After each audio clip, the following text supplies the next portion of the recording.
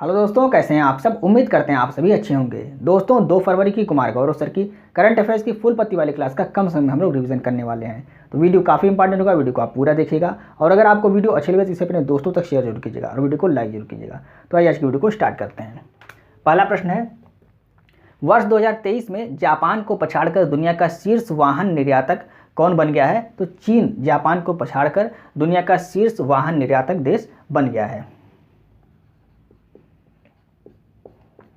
चीन ऐसा क्यों कर पाया है, तो इसका कारण क्या है। तो चीन में इलेक्ट्रॉनिक व्हीकल पर अधिक निवेश किया गया है, जिसके कारण यहाँ पर इलेक्ट्रॉनिक व्हीकल का निर्माण अधिक हुआ है और जब निर्माण अधिक हुआ है तो इलेक्ट्रॉनिक व्हीकल की डिमांड अन्य देशों में ज़्यादा है, तो उसका निर्यात भी ज़्यादा हुआ है। तो इस वजह से चीन जापान को पछाड़कर पहले स्थान पर पहुँच गया है, शीर्ष वाहन देश बन गया है निर्यात करने के मामले में। यानी कि वाहन का निर्यात करने के मामले में चीन शीर्ष देश बन गया है जापान को पछाड़कर। चीन की राजधानी क्या है। बीजिंग चीन की राजधानी है। कॉमर्शियल राजधानी क्या है। शंघाई, ये यांगटीसी नदी के किनारे है, ये चीन की कॉमर्शियल राजधानी है। दोनों आपको याद रखना है। एससीओ शंघाई सहयोग संगठन, इसका मुख्यालय कहाँ पर है। इसका मुख्यालय बीजिंग में है। शंघाई सहयोग संगठन का मुख्यालय शंघाई में नहीं है, आपको याद रखना है। इसका मुख्यालय कहाँ पर है, बीजिंग में है। मुद्रा क्या है चीन की, युआन या रेमनबी, ये चीन की मुद्रा है। वांगहो नदी, ये चीन में है और ये इसे चीन का शोक भी कहा जाता है। वांगहो नदी को चीन का शोक भी कहा जाता है। एशिया की सबसे लंबी नदी कौन सी है, यांगटीसी नदी है, एशिया की सबसे लंबी नदी है। शेयर मार्केट इंडेक्स में प्रथम स्थान पर कौन सा देश है, अमेरिका है। दूसरे स्थान पर चीन है, तीसरे स्थान पर जापान है और चौथे स्थान पर भारत है। पाँचवें स्थान पर हांगकांग हो गया है। अभी हाल ही में यह इंडेक्स जारी किया गया जिसमें भारत ने हांगकांग को पछाड़कर चौथा स्थान प्राप्त कर लिया है। दुनिया में सबसे ज़्यादा बिकने वाली कार निर्माता कंपनी कौन सी हो गई है, टोयोटा कंपनी, ये जापान की कंपनी है। ध्यान दीजिएगा, यहाँ पर दुनिया में सबसे ज़्यादा बिकने वाली कार निर्माता कंपनी कौन सी है, ये टोयोटा है। और यहाँ पे पूछ रहा है कि जापान को पछाड़कर दुनिया का शीर्ष वाहन निर्यातक, यहाँ निर्यात के बारे में पूछा जा रहा है, तो वहाँ पर चीन हो जाएगा और यहाँ पर जापान ही रहेगा। टोयोटा कंपनी कहाँ की है, जापान की है। नेक्स्ट प्रश्न है, हाल ही में यूएसए ने किस भौतिक बाजार को अपने कुख्यात बाजारों की सूची में शामिल किया है। तो भारत के 6 मार्केट को इसने अपनी सूची में शामिल किया है। 3 भौतिक मार्केट हैं और 3 ऑनलाइन मार्केट हैं। कुख्यात का मतलब क्या होता है, तो यहाँ पर जो भी प्रोडक्ट बिक रहे हैं वो ओरिजिनल प्रोडक्ट की कॉपी होते हैं, मतलब कि डुप्लीकेट, एक हिसाब से आप कह सकते हैं डुप्लीकेट। ओरिजिनल सामान नहीं मिलता है, डुप्लीकेट वहाँ पे कॉपी करके ओरिजिनल के दाम पे उसको बेचा जाता है, तो कुख्यात मार्केट उसको कहते हैं। तो ऐसे जो कुख्यात मार्केट की सूची में अमेरिका ने भारत के 6 मार्केट को कर दिया। 3 भौतिक है और 3 ऑनलाइन है। तो यहाँ पे आप लिख लीजिए 6 मार्केट, 3 भौतिक हैं और 3 ऑनलाइन हैं। तो भौतिक कौन सी, ये भौतिक हैं मुंबई का हीरा पन्ना मार्केट, दिल्ली का Karol Bagh tank road market और बेंगलुरु का सदर पटरप्पा मार्केट। ये 3 भौतिक मार्केट हैं और 3 ऑनलाइन हैं। इंडिया मार्ट, वीगा मूवीज़ और WHMCS, ये 3 क्या हैं, ये ऑनलाइन मार्केट हैं। तो आपको याद रखना है 6 मार्केट को भारत के इसमें शामिल किया गया इस सूची में। 3 भौतिक हैं और 3 ऑनलाइन हैं। ग्लोबल फायर पावर इंडेक्स में शीर्ष देश कौन सा है, तो अमेरिका इसमें शीर्ष है और भारत का इसमें चौथा स्थान है, यह भी आपको याद रखना है। नेक्स्ट प्रश्न है, उत्तर भारत का पहला मानव DNA बैंक कहाँ स्थापित होगा। BHU यानी कि बनारस हिंदू विश्वविद्यालय में इसको स्थापित किया जाएगा। BHU का फुल फॉर्म बनारस हिंदू विश्वविद्यालय, यहाँ पर उत्तर भारत का पहला DNA बैंक स्थापित किया जाएगा। DNA इसका फुल फॉर्म क्या होता है, डीऑक्सीराइबोज न्यूक्लिक एसिड या अम्ल, ये इसका फुल फॉर्म होता है। DNA की जांच मानव शरीर के रक्त से, लार से, ऊतक से और बाल यानी कि जो जड़ सहित बाल होते हैं उनसे DNA की जाँच की जा सकती है। DNA का बहुलक किसे कहते हैं, न्यूक्लियोटाइड को DNA का बहुलक कहते हैं। और DNA के हेलिक्स मॉडल की खोज किसने की थी, वाटसन और क्रिक ने इसके हेलिक्स मॉडल की खोज की थी। यह जो DNA बैंक बनाया गया इसका उद्देश्य क्या है, तो मेडिकल हिस्ट्री का पता लगाकर आनुवंशिक रोगों को आगे की पीढ़ियों में जाने से रोकना इसका उद्देश्य है। इस वजह से यहाँ पर DNA बैंक बनाया गया है। कहाँ पर, बनारस हिंदू विश्वविद्यालय में इसको बनाया गया है। DNA के 4 नाइट्रोजनी क्षारक होते हैं, कौन कौन से, तो एडेनिन, ग्वानिन, साइटोसिन और थाइमिन, ये 4 नाइट्रोजन क्षारक होते हैं, इसको आपको नोट करना है। एडेनिन और थाइमिन ये डबल बॉन्ड से जुड़े होते हैं और साइटोसिन और ग्वानिन ये ट्रिपल बॉन्ड से आपस में जुड़े होते हैं। तो इन पॉइंट को भी आपको नोट करना है। अगर आपको वीडियो अच्छी लगे तो वीडियो को लाइक कीजिए और अपने दोस्तों को शेयर जरूर कीजिए। आइए हम नेक्स्ट प्रश्न को डिस्कस करते हैं। चौथा प्रश्न है, वित्तीय वर्ष 2024-25 के अंतरिम बजट के अनुसार वर्ष 2023-24 में राजकोषीय घाटा कितने प्रतिशत रहा है? 5.8% रहा है। 5.8% ये 2023-24 में राजकोषीय घाटा रहा है। और 2024-25 जो आने वाला वित्तीय वर्ष है उसमें कितना रहने का अनुमान है? 5.1% राजकोषीय घाटा रहने का अनुमान है। ये कैसा बजट है? ये अंतरिम बजट है, यानी कि जब इलेक्शन होने वाला रहता है उससे पहले जो बजट आता है वो अंतरिम बजट होता है। और इसको किसने पेश किया है? निर्मला सीतारमण जी ने इसको पेश किया है। अंतरिम बजट में कोई भी नई घोषणाएं नहीं की जाती हैं, जो पुरानी उपलब्धियां उन्हीं को केवल गिनाया जाता है। तो किसने पेश किया है? अंतरिम बजट को वित्त मंत्री निर्मला सीतारमण जी ने पेश किया है। ये इनका 6वां बजट है और पहला अंतरिम बजट है। अभी तक इन्होंने कुल 6 बजट पेश किए हैं। जो इस बार वाला बजट है ये कैसा है? ये अंतरिम बजट है। तो 5 इससे पहले बजट पेश किया है और ये वाला बजट क्या है? ये अंतरिम बजट है, आपको याद रखना है। 58 सेकंड तक इस बजट में इन्होंने भाषण दिया है और ये सबसे छोटा इनका स्पीच है, यह भी आपको याद रखना है। भारत की पहली पूर्णकालिक महिला वित्त मंत्री कौन है? निर्मला सीतारमण जी हैं। इससे पहले इंदिरा गांधी जी प्रधानमंत्री रहते हुए कार्यवाहक वित्त मंत्री का पद भी संभाल रहे थे, तो उन्होंने बजट पेश किया था। लेकिन अगर आपसे पूछता है पूर्णकालिक महिला वित्त मंत्री भारत की कौन है पहली, तो निर्मला सीतारमण जी हैं, आपको याद रखना है। इस बजट में क्या चीज़ें कही गई हैं? तो 1947 तक भारत को विकसित राष्ट्र बनाने की बात कही गई है इस बजट में। और उसमें नारा क्या दिया गया है? नारा दिया गया है सबका साथ, सबका विकास, सबका विश्वास और सबका प्रयास, इसमें नारा दिया गया है। कुल व्यय कितना रहा है? तो 47.66 लाख करोड़ इसमें कुल व्यय रहा है। और पूंजीगत व्यय जो है वो 11.1% की इसमें ग्रोथ हुई है। कुल 11,11,111 करोड़ रुपए इसमें ये ग्रोथ हुई है, आपको याद रखना है। जीडीपी का फुल फॉर्म इस बजट में नया बताया गया है। जीडीपी का फुल फॉर्म सभी जानते हैं, ग्रास डोमेस्टिक प्रोडक्ट, ये जीडीपी का फुल फॉर्म होता है। और इस बजट में बताया गया है कि जीडीपी का फुल फॉर्म क्या होगा? गवर्नेंस, डेवलपमेंट और परफॉर्मेंस, ये जीडीपी का फुल फॉर्म इस बजट में बताया गया है। एफडीआई का फुल फॉर्म क्या बताया गया है? आप सभी जानते हैं एफडीआई का फुल फॉर्म क्या होता है? फॉरेन डायरेक्ट इन्वेस्टमेंट, ये एफडीआई का फुल फॉर्म होता है। लेकिन इस बजट में क्या बताया गया है कि फॉरेन नहीं, विदेशी नहीं, यहाँ पर फर्स्ट डेवलपमेंट इंडिया, ये इसका फुल फॉर्म बताया गया है। यहाँ पर 3D के बारे में भी बताया गया है। 3D के माध्यम से हम अपने देश का विकास करेंगे और 1947 तक भारत को विकसित राष्ट्र बना लेंगे।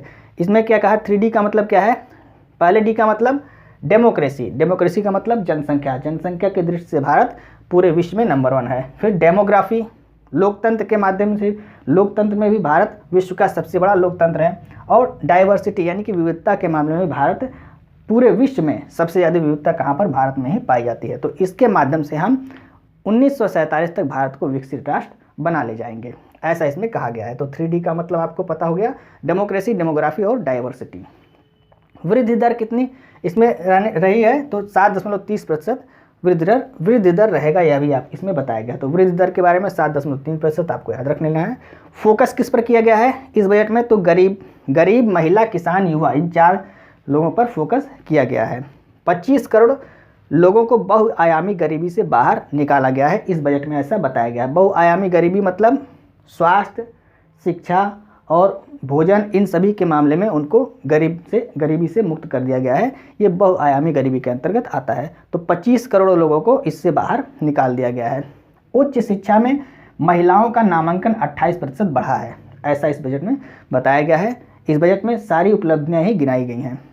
विज्ञान वर्ग में, यानी कि आप सभी जानते हैं कि जो उच्च शिक्षा होती है उसमें विज्ञान वर्ग होता है, तो आर्ट वर्ग, कला वर्ग होता है। तो विज्ञान वर्ग में महिलाओं का नामांकन 43% हो गया है। और श्रम बल में महिलाओं की भागीदारी कितनी हो गई है? 37% हो गई है। तो ये सभी बजट के मुख्य पॉइंट थे जिसको हमने कम समय आपको बताया। अगर आपको वीडियो अच्छी लगी है तो वीडियो को लाइक कीजिए, अपने दोस्तों को शेयर कीजिए। आइए हम नेक्स्ट प्रश्न को डिस्कस करते हैं। 5वां प्रश्न है, 75वें गणतंत्र दिवस परेड में 2024 में राज्य श्रेणी में सर्वश्रेष्ठ झांकी का पुरस्कार किसे दिया गया है? उड़ीसा राज्य को सर्वश्रेष्ठ झांकी का पुरस्कार दिया गया है। उड़ीसा राज्य को 2024 में सर्वश्रेष्ठ राज्य में सर्वश्रेष्ठ झांकी का पुरस्कार किसको दिया गया? उड़ीसा राज्य को दिया गया है। मतलब राज्य श्रेणी में सर्वश्रेष्ठ झांकी का पुरस्कार उड़ीसा को दिया गया। 2023 में उत्तराखंड को दिया गया था, इसको भी आपको नोट करना है। थीम क्या है इसकी? तो विकसित भारत में महिला सशक्तिकरण, ये उड़ीसा राज्य की जो झांकी बनाई गई थी उसकी थीम थी। दूसरे स्थान पे कौन है? गुजरात है, और तीसरे स्थान पे तमिलनाडु है। स्ट्रैटेजी के प्रश्न देखिए, मंत्रालय में पहला स्थान किसको मिला है? 2024 में जो झांकी बनी थी उसमें मंत्रालयों की झांकी में पहला स्थान संस्कृत मंत्रालय को मिला है, और इसकी थीम थी विकसित भारत लोकतंत्र की जननी, ये इसकी थीम थी। तो थीम आपको याद रखना है, थीम आपसे पूछा जा सकता है। 75वें गणतंत्र दिवस 2024 के मुख्य अतिथि कौन थे? इमानुएल मैक्रोन, ये फ्रांस के राष्ट्रपति थे। और अभी हाल ही में फ्रांस के नए प्रधानमंत्री किसको बनाया गया है? गैब्रियल अटल को बनाया गया है। ये पहले समलैंगिक प्रधानमंत्री हैं, इसको भी आपको नोट करना है। नेक्स्ट प्रश्न है, हाल ही में खेलो इंडिया यूथ गेम्स 2024 में सर्वाधिक पदक किसने जीता है? महाराष्ट्र ने सर्वाधिक पदक जीत लिया है। महाराष्ट्र राज्य पहले स्थान पे आ गया है। तो पहले स्थान पे महाराष्ट्र कुल पदक 158 पदक जीता है, जिसमें गोल्ड कितना है? 57 गोल्ड जीता है, ये आपको याद रखना है। संस्करण कौन सा था? संस्करण था 6वां संस्करण, नहीं, खेलो इंडिया यूथ गेम 2024 ये 6वां संस्करण था, और इसका आयोजन तमिलनाडु, त्रिची, मदुरई और कोयम्बटूर शहरों में इसका आयोजन किया गया था। शुभंकर क्या था? वीरा मगाई वेलु नाचियार, इसको शुभंकर बनाया गया था। ये वीरा मगाई वेलु नाचियार क्या है? ये तमिलनाडु में एक रानी थी, उन्हीं के नाम पर यह शुभंकर रखा गया है। बेस्ट एथलीट का पुरस्कार किसको दिया गया है? वृत्ति अग्रवाल, ये तैराक हैं और तेलंगाना की रहने वाली हैं। तो ये सभी इंपॉर्टेंट पॉइंट आपको याद रखना है। स्ट्रैटेजी के प्रश्न देखिए, 5वें खेलो इंडिया यूथ गेम्स का विजेता कौन था? महाराष्ट्र था। आयोजन कहाँ पर हुआ था? मध्य प्रदेश में हुआ था। इसका शुभंकर क्या था? आपको कमेंट करके बताना है। पहले खेलो इंडिया पैरा गेम्स का विजेता हरियाणा रहा है, आयोजन इसका नई दिल्ली में किया गया, और इसमें शुभंकर क्या था? उज्ज्वला इसमें शुभंकर था। नेक्स्ट प्रश्न है, देश का पहला IIT सैटेलाइट कैंपस कहाँ विकसित होगा? तो इसको उज्जैन में विकसित किया जाएगा। उज्जैन कहाँ पर है? मध्य प्रदेश में है। तो उज्जैन मध्य प्रदेश में देश का पहला IIT सैटेलाइट कैंपस विकसित किया जाएगा। ये किसका, कौन से IIT का होगा? तो IIT इंदौर का सैटेलाइट कैंपस होगा, आपको याद रखना है। स्ट्रैटेजी के प्रश्न देखिए, देश का पहला यूनिटी मॉल ये कहाँ पर? यह भी उज्जैन मध्य प्रदेश में ही खोला जाएगा। IIT मद्रास का पहला ऑफशोर कैंपस जंजीबार तंजानिया में खोला गया, और इसमें पहली महिला हेड किसको बनाया गया है? प्रीति अगलान, ये पहली महिला हेड है, इनका नाम आपको याद रखना है। IIT दिल्ली का ऑफशोर कैंपस कहाँ पर खोला गया, किस देश में? ये आपको कमेंट करके बताना है। कमेंट आप क्या कीजिए, चूँकि आपका कमेंट हमें मोटिवेट करता है। आप कमेंट नहीं करते हैं ना तो वीडियो को लाइक करते हैं, तो प्लीज़ आप 1 सेकंड निकाल के वीडियो को लाइक कर दीजिए और कमेंट कर दिया कीजिए अगर आपको प्रश्न आ रहे हैं। आइए हम नेक्स्ट प्रश्न को डिस्कस कर रहे हैं। 8वां प्रश्न है, प्रतिवर्ष भारतीय तटरक्षक बल स्थापना दिवस कब मनाया जाता है? 1 फरवरी को मनाया जाता है। 1 फरवरी को क्यों मनाया जाता है? क्योंकि 1 फरवरी 1977 में भारतीय तटरक्षक बल की स्थापना की गई थी, इसलिए 1 फरवरी को भारतीय तटरक्षक बल अपना स्थापना दिवस मनाता है। 48वां स्थापना दिवस इस बार मनाया गया है, और इसके प्रमुख कौन है? राकेश पॉल इसके प्रमुख हैं। कार्य क्या करता है? समुद्री सीमा की सुरक्षा करता है। तो भारत में जो भी राज्य समुद्री सीमा बनाते हैं उनकी सुरक्षा कौन करता है? भारतीय तटरक्षक बल द्वारा उसकी सुरक्षा की जाती है। स्ट्रैटेजी के प्रश्न देखिए, भारत के कितने राज्य समुद्र से सीमा बनाते हैं? 9 राज्य कुल हैं जो समुद्र से सीमा बनाते हैं। गुजरात, महाराष्ट्र, गोवा, कर्नाटक, केरल, तमिलनाडु, आंध्र प्रदेश, उड़ीसा और पश्चिम बंगाल, ये कुल 9 राज्य हैं जो समुद्र से सीमा बनाते हैं। विश्व आर्द्रभूमि दिवस 2 फरवरी को मनाया जाता है। भारत में कुल रामसर साइट कितनी हो गई है? तो 80 हो गई है। अभी कुछ दिन पहले 5 और इसको हाल ही में 2-3 दिन पहले 5 रामसर साइट को और इसमें शामिल किया गया है। पहले 75 थी, अब कितनी हो गई है? अब 80 हो गई है, आपको याद रखना है। नेक्स्ट प्रश्न है, हाल ही में भारतीय रिजर्व बैंक ने लगातार गैर अनुपालन के लिए किस पेमेंट बैंक पर प्रतिबंध लगाया है? तो पेटीएम पेमेंट बैंक पर प्रतिबंध लगाया है। Paytm payment bank,